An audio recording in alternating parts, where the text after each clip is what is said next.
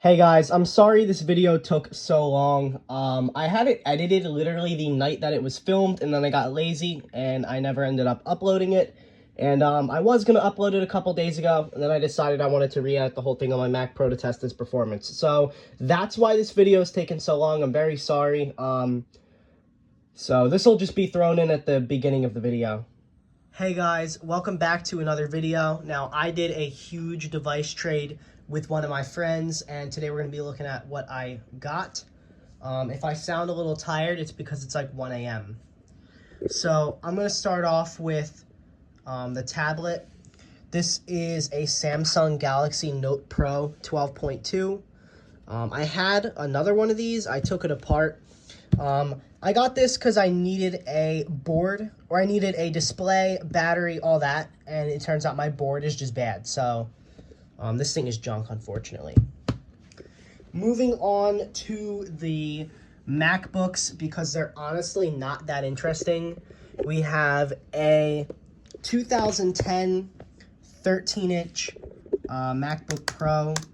This thing has a bad battery, and for some reason it won't let me install an OS. I had to put another drive in.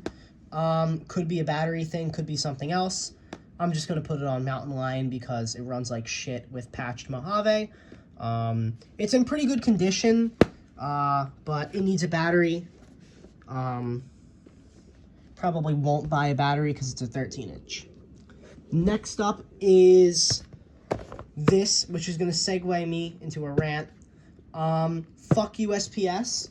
Not only did they almost lose this package, which has some like really rare stuff, they also beat the piss out of the box everything was in, and this MacBook got a nice, massive fucking dent here. I mean, that's really bad. Really badly dented here.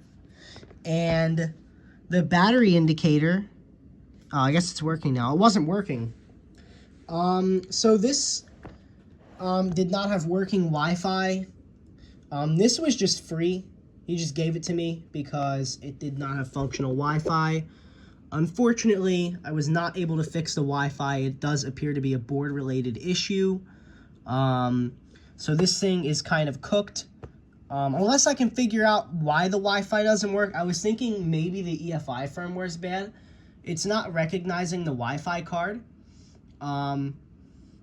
I can always just try to reseat it and put a new one in, but I believe the Wi-Fi is just cooked. I've been told it works on older macOS, but it does not work on newer macOS. And I cannot get it to work on Mojave, which is what I'd be using. Sucks, because this is like the computer that I want to use. Like when I buy my next MacBook, it is going to be one of these.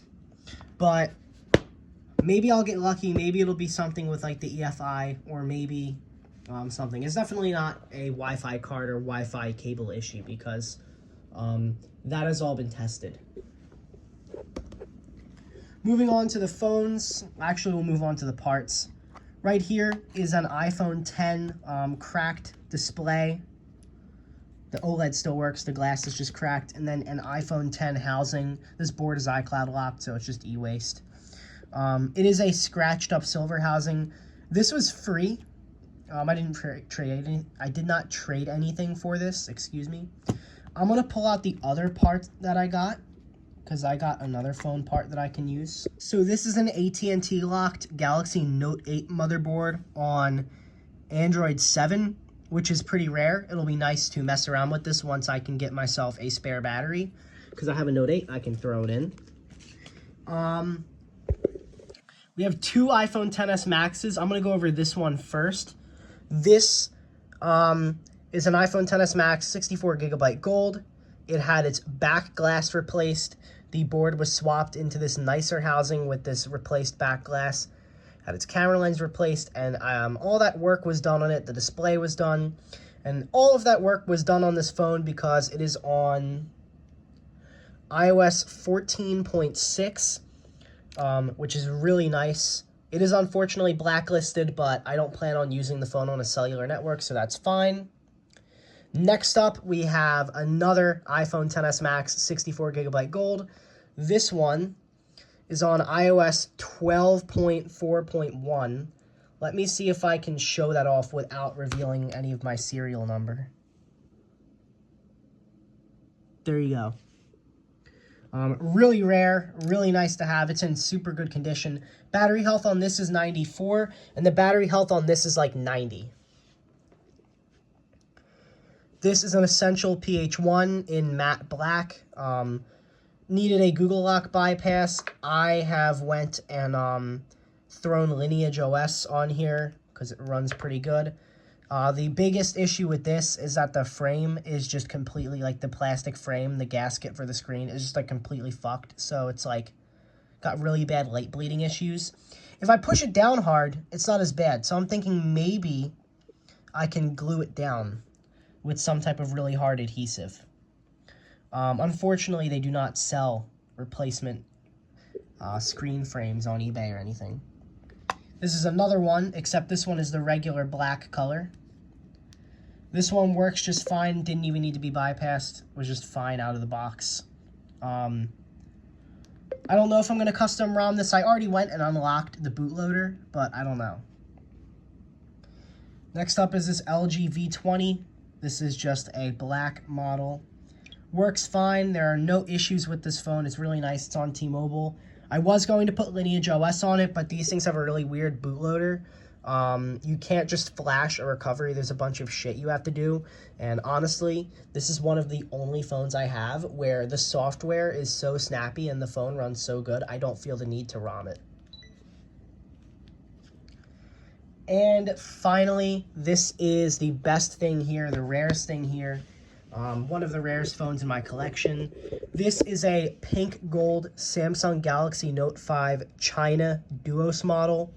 I have two of these, and I'm pretty confident that I own the only two in the United States. This one is open box. I did put it on Lineage OS. However, I could just go back with SamFW. So here's the phone. It is in brand new condition, and that's because it is brand new. This is the box. Here's the seal that goes around the phone. Here's the manual. And then in here, I have to move this. All of it is still sealed. The phone is brand new. Now, the charger and the charging cable were unsealed when my friend got it. Mine, so it's not a bad battery out of the box, an expanded battery. Mine also, my other one, also had an expanded battery. The difference is I obliterated my back cover removing it, and my friend did not. So that's kind of the main reason I traded for this. It's also a 64 gig, so it's better than mine, my existing one. I am going to try and find a back cover for this phone, but for now I have this one that's mint, so I don't need a back cover right now. Yeah, these Duos phones are very, very hard to find in the US, and this is a super rare color. So, really nice, by far one of the rarest phones in my collection, I'd say.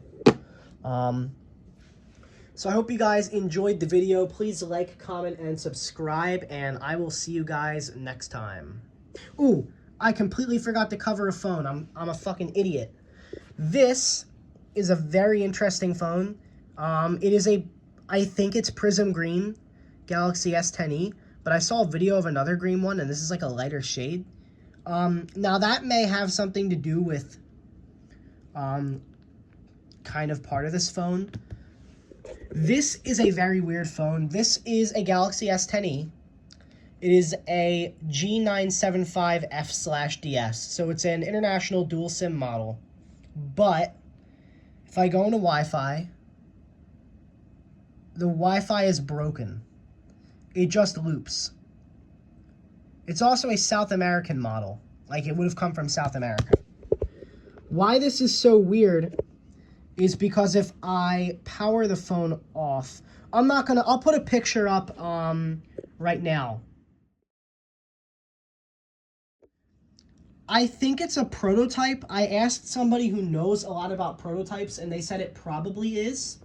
Even weirder is that the battery was made a few months, 3 or 4 months before the phone released. And I will throw a picture of that up in a second. There's also a ton of writing on the inside of the screen that typically would not be there on a regular Samsung phone. So I will throw up a picture of the battery and then a picture of the inside of the screen right now.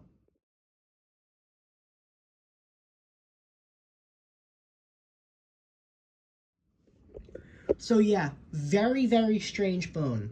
Now the main reason I wanted this was so I could custom ROM it and use it as an MP3 player. Unfortunately, there will be no custom ROMing this as of right now because Samsung requires this to be connected to Wi-Fi for 7 days before they let you install TWRP or any type of unofficial thing onto it. The bootloader's unlocked, but they're not going to let me do anything until it's connected to Wi-Fi. The 11 Pro Max, which is my main phone, ran out of storage, so I've switched over to the XS Max on iOS 14. So if you see any type of quality difference, that's the reason why. Anyway, as I was saying, the whole reason I wanted this phone is because even though it doesn't have Wi-Fi, it's a nice compact phone, and I am using it as an MP3 player. So, yeah, I've removed a bunch of stuff. The way I got these apps installed is I used APKs. So, yeah, I'm using this thing as an MP3 player. The audio quality is really good on this phone. But, yeah, very interesting, pretty strange, kind of, well, pretty rare just because it's a different color and it's a dual SIM. The prototype thing, I don't know. I don't know if it's a prototype. I think it's a prototype. I've been told it is probably a prototype. And everything kind of points to it being a prototype. But if somebody can comment and explain a different reason why it would be like that, I mean, that would be great. Or tell me that it's definitively a prototype. Because as of right now, I'm going to go ahead and say it's a prototype, and I think it's a prototype, but I'm not 100% sure. Thank you guys so much for watching. Please like, comment, and subscribe, and I will see you guys later.